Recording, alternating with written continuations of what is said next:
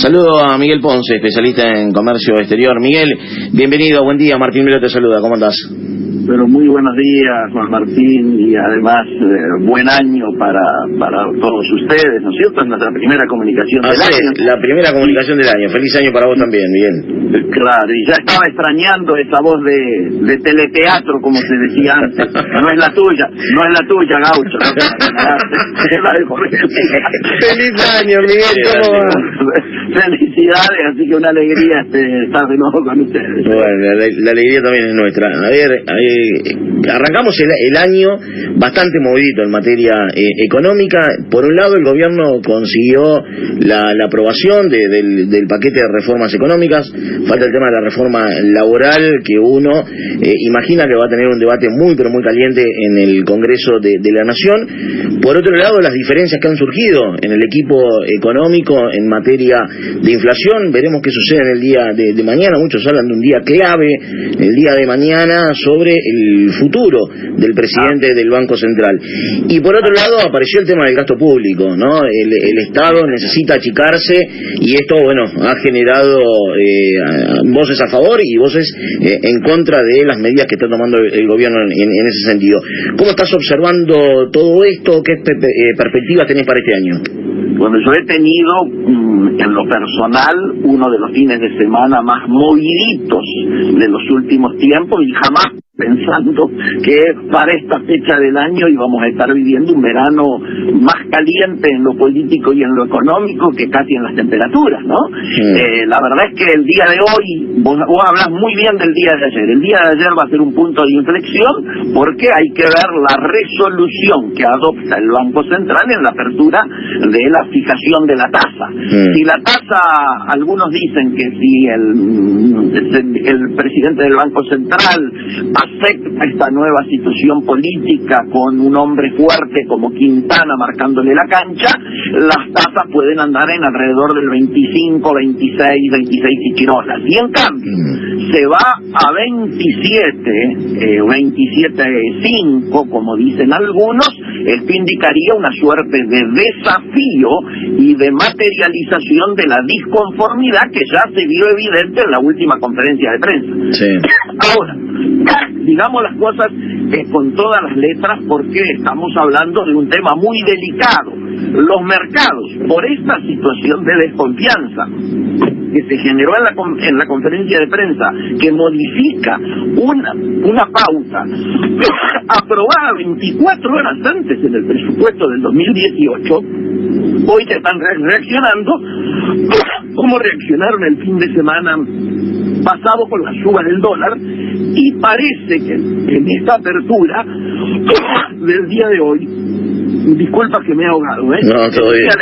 En el día de hoy también el dólar estaría yéndose hacia arriba. Ahora, si miramos el tema en términos de el origen de esa conferencia de prensa, vos recordarás, ustedes recordarán, los oyentes recordarán que era para modificar un dato planteado en el propio presupuesto. Ahora, desde el comercio exterior, Gaucho, paradójicamente, debería haber otra conferencia de prensa para corregir los números del comercio exterior, que también se han hecho aprobar en el presupuesto de manera incorrecta. ¿Por qué?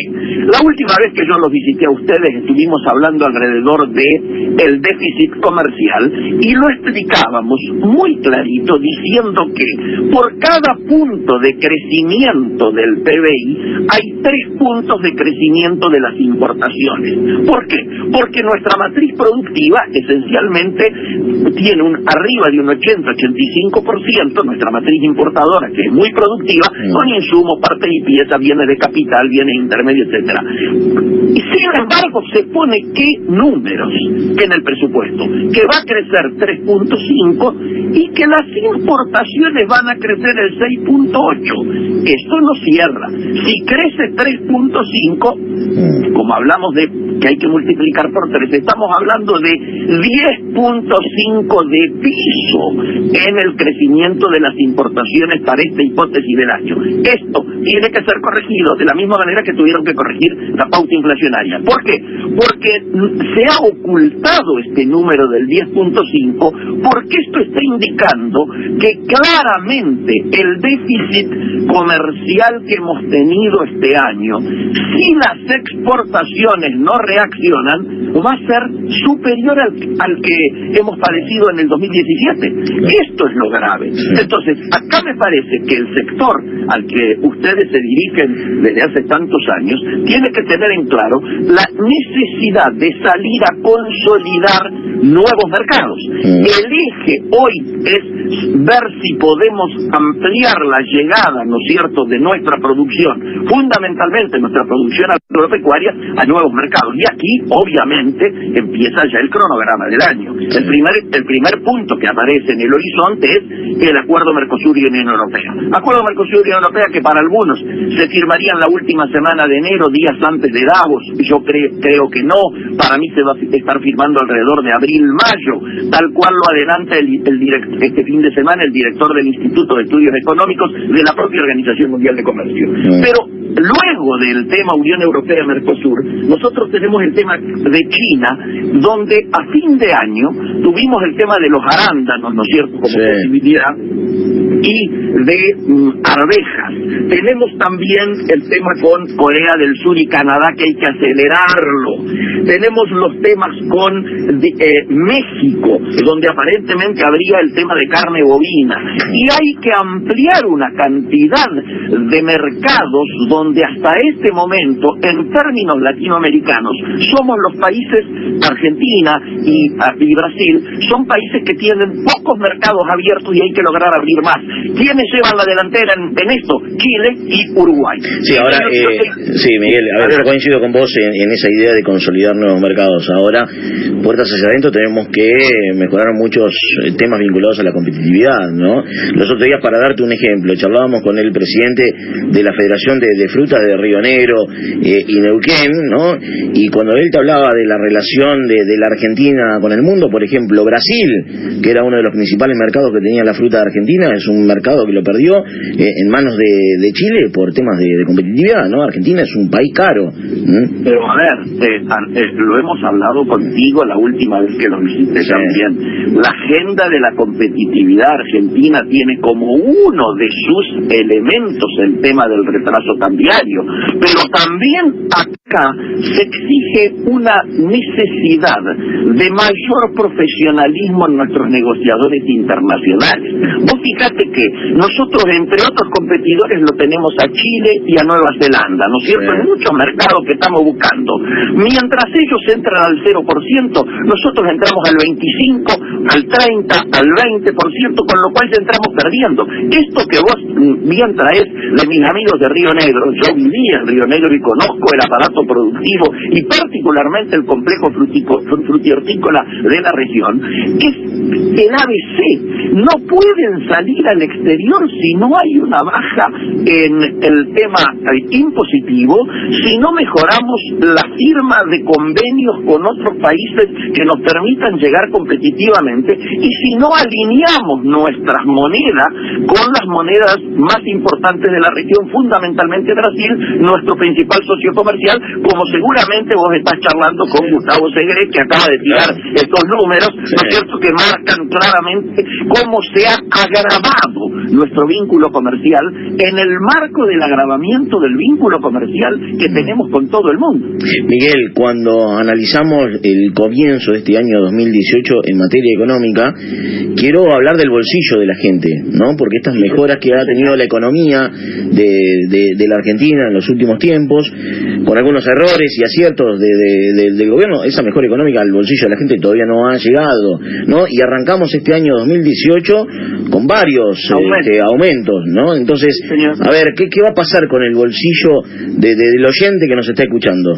Bueno, vos fíjate, lo podemos mirar desde el bolsillo del oyente y también lo podemos mirar desde el bolsillo del productor. Cuando hablamos de mejora de la competitividad y vos estás contando los aumentos en energía, los aumentos en transporte, los aumentos en tarifa, etcétera y demás, estamos restando competitividad, con lo cual estamos diciéndole al productor, señores, le va a ser más difícil la comercialización de sus productos porque sus costos van a ser más elevados que lo que tenía meses atrás. En lo del bolsillo de la gente, yo me acuerdo, el presidente nos convocó a la lucha por la pobreza cero, Sí. para buscar pobreza cero. La pregunta es, ¿estas medidas que se han anunciado ahora van en esa dirección o van en la dirección contraria? Y acá es preocupante porque en términos de niveles de actividad, los niveles de actividad de la producción están directamente vinculados no solo a que podamos exportar, sino a mercado interno. Mercado interno implica que definiciones como las que se tomaron en términos jubilatorios, más las definiciones que se adoptan con las nuevas tarifas y las nuevas alzas de los servicios, está implicando que va a haber menos dinero en la calle, menos dinero en el bolsillo de quien vive, ¿no es cierto?, en el país, y por lo tanto nuestro mercado interno va a entrar en una etapa por lo menos de no crecimiento. Ni siquiera estoy trayendo la palabrita maldita de recesión, pero sí estamos diciendo que los niveles de actividad, si el mercado interno tiene estas situaciones como las que bien vos relatabas recién, claramente estamos hablando de que no vamos camino a un proceso de crecimiento que todos queremos consolidar. Vos fíjate, la industria lleva 7 meses seguidos de crecimiento, pero sin embargo la propia Unión Industrial Argentina ayer está anunciando que no prevé crecimiento en lo inmediato a partir del impacto, ¿no es cierto?, de las últimas medidas anunciadas y de las que se van a poner en marcha a partir de fin de este mes. Miguel, a propósito de todo esto, mencionabas el tema crecimiento, el tema actividad, y puntualmente la lectura que se hace también de lo que fue la conferencia de prensa donde se fue más allá con las metas de inflación, lo que provocó bastante incertidumbre en el mercado, porque como acabas de firmar un presupuesto con una determinada meta y luego del mismo se rectifican y se aumentan. Sin embargo, eso lo ven como una lectura de, bueno, dejar de mirar la inflación y abocarnos a la actividad económica. ¿Crees que en algún punto se va hacia allá o se está en duda todavía? Yo creo que se está en duda y esto es lo que está reflejando el mercado cambiario en el día de hoy. ¿Por qué? Porque si nosotros miráramos, y acabo de decirlo, 7 meses seguidos de crecimiento de la producción industrial, con una situación de tasa como la anterior, uno diría, bueno, si ahora bajan las tasas, la actividad productiva va a mejorar. Nada indica esto porque la contrapartida a esta situación va a ser un proceso devaluatorio por un lado, que por supuesto implica baja de salarios en términos reales, y por otro lado va a ser inflacionario. Lógicamente que va a ser inflacionario. Acá, vos fijate, uno no quiere ponerse en analista serial, pero en diciembre de 2 años atrás, la última semana, Prat Gay anunciaba la salida del cepo, con todo lo positivo que eso significó. Un año después, diciembre del año pasado, el presidente le pedía la renuncia a Prat Gay. Un año después, en la semana pasada, se hace la conferencia de prensa donde prácticamente todo lo que había originado el alejamiento de Prat Gay en su momento aparece ahora reconocido por precisamente quienes se opusieron a su continuidad. Entonces, me parece que en el horizonte ya se está dibujando un objetivo que cada vez va siendo más imprescindible. Está faltando un ministro de Economía fuerte que concentre el poder que hoy en las sombras está detectando Mario Quintana, que es el que le dobla el brazo a Sturzenegger la semana pasada cuando le niega el pedido que hace el presidente del Banco Central de que se espere la tasa de inflación de diciembre y de enero para recién hacer la modificación de la pauta.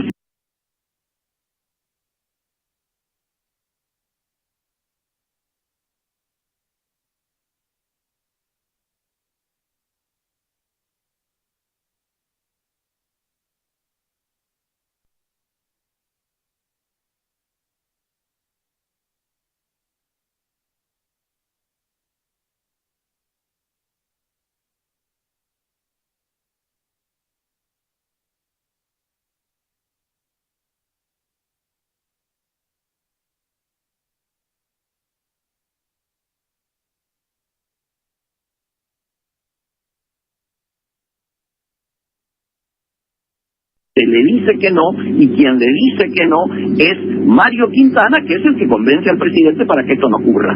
Obviamente, el poder de Mario Quintana hoy es un poder en las sombras, en el sentido de que él no tiene la potestad de poner la cara para la firma de cada decisión. Pero claramente lo que está indicando es la debilidad del resto del equipo económico, y entonces es muy posible que, como el mercado necesita señales y confiabilidad, aparezca cada vez más necesario la necesidad de un ministro de Economía con poder. ¿Se va Sturzenegger?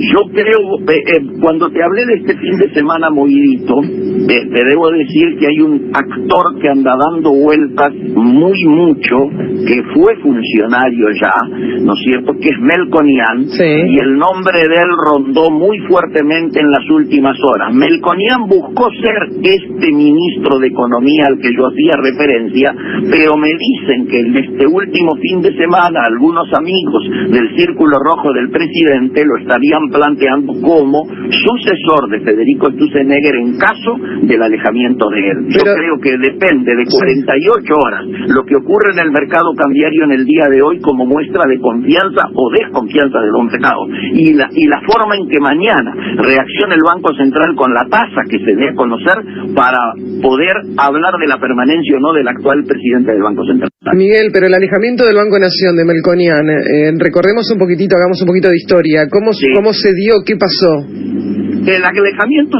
de Sturzenegger del Banco Central, que nunca perdió la confianza del presidente, tiene que ver con otro motivo. Melconian de la Nación estamos hablando, ¿no? Claro, del Banco Nación. Ahí Javier González Fraga es un hombre de mucho peso, que además necesitaba el gobierno dar una señal económica de que el radicalismo también estaba integrando el equipo económico. Entonces se dio una posibilidad, por un lado, de resolver una contradicción que existía entre Sturzenegger y Melconian, y por otro lado, la señal del radicalismo incorporándose institucionalmente al equipo económico del gobierno. De hecho, hay una mirada muy exitosa de cómo Javier González Fraga ha manejado la temática del crédito, fundamentalmente el crédito hipotecario a partir del Banco Nación. ¿Te imaginas la preocupación que hay no solo en el mercado, sino también en todo lo que rodea la economía, sino también en la gente que nos está escuchando, ¿no? Porque estamos hablando de diferencias dentro del equipo económico. Estamos hablando de la posible salida del presidente del Banco Central de la República Argentina, y a todo esto hay que sumarle todos los problemas que sigue arrastrando la economía de nuestro país, y el que nos está escuchando dice, ay, mamita, ¿en qué lío estamos metidos? Sí, yo igual te diría, Gaucho y Jorgelina, desdramatizaría algo la situación. ¿Por qué? Porque la economía real, que por supuesto se basa de señales, también tiene una mirada respecto a que el año viene, como yo lo decía en algún otro medio, con un análisis FODA positivo. Quiero decir, las fortalezas que Argentina tiene, las oportunidades que se plantean, son tal vez más fuertes que las amenazas. Obviamente, si somos inteligentes y no seguimos tirándonos tiros en los pies, ¿no es cierto?, o generando estos errores autoinfligidos, como el de la última conferencia de prensa a la que hacíamos. Claro, rato, ¿no? Así es. Miguel, un placer, abrazo grande, gracias por todo. El placer es mío, buen año, un cariño a Jorgelina y un fuerte abrazo para vos. Igualmente, gracias por Miguel. todo, buen año para vos también. Miguel Ponce, especialista en comercio exterior. A ver, la cotización del dólar, el dólar minorista sumaba 10 centavos en la apertura y se vendía a 19 pesos con 30 centavos, según el promedio que realiza el Banco Central. El dólar minorista, cotización del Banco Nación, comenzaba la semana con una suba de 20 centavos y se vendía a 19 pesos con 30 centavos. El dólar mayorista sumaba 22 centavos en la apertura de la rueda y se vendía así a 19 pesos con 10 centavos. El dólar blue se movía en los 19 pesos con 45 centavos. Pausa, ya venimos. Juan Martín Melo está en Colonia. Melo junto al campo, por Colonia, AM 550. Melo junto al campo.